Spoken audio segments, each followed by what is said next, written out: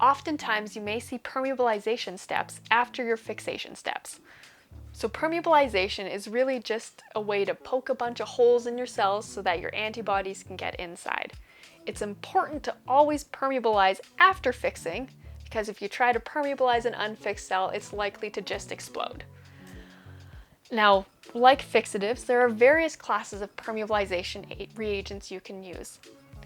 Again, as mentioned in the fixation section, alcohols will permeabilize your cells, so they are the first class of permeabilization agents.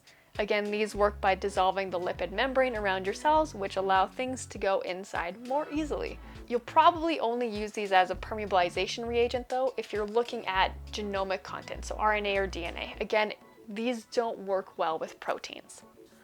So the other class of permeabilization reagents are the detergents, things like triton-x, tween-20, saponin.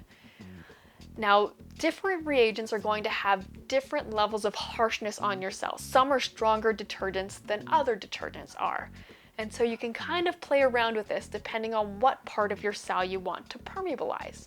So your harsher detergents like triton-x are really great for getting things into the nucleus because they'll permeabilize both the plasma membrane and the nuclear membrane.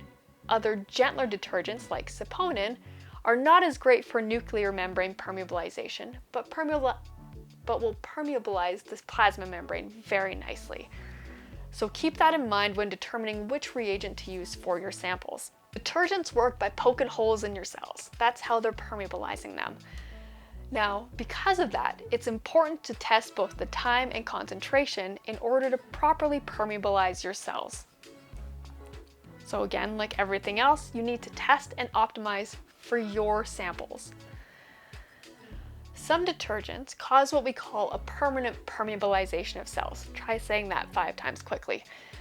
So these ones, like triton-x, tween-20, and P40, you only need to add once because the pores that they form on your cells stay there permanently. They aren't removed, they aren't transient. So because of this, they are a little bit harsher.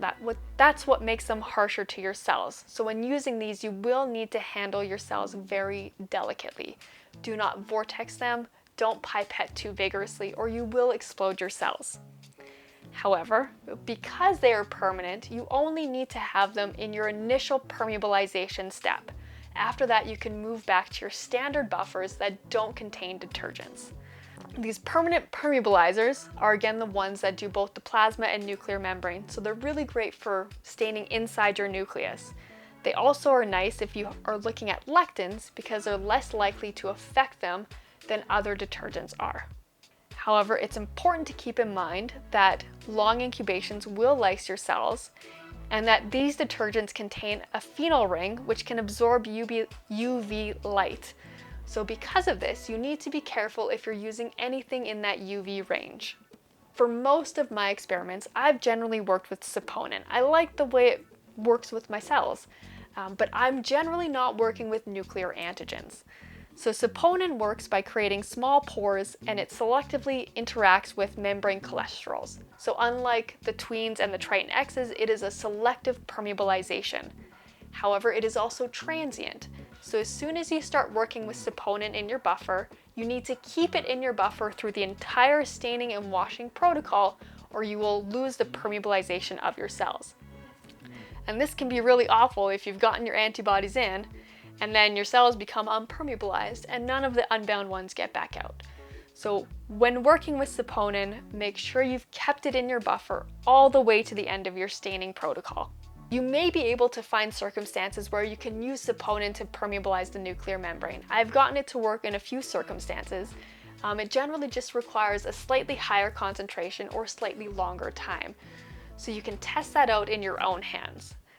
So let's briefly recap detergent permeabilization. This generally falls into 2 different classes, harsh detergents or gentle detergents. The harsh detergents are generally permanent.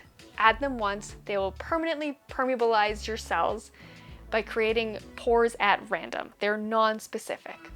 The gentler detergents will create a transient permeabilization of your cells by selectively removing components of the membrane. Harsh detergents you add once to permeabilize your cells.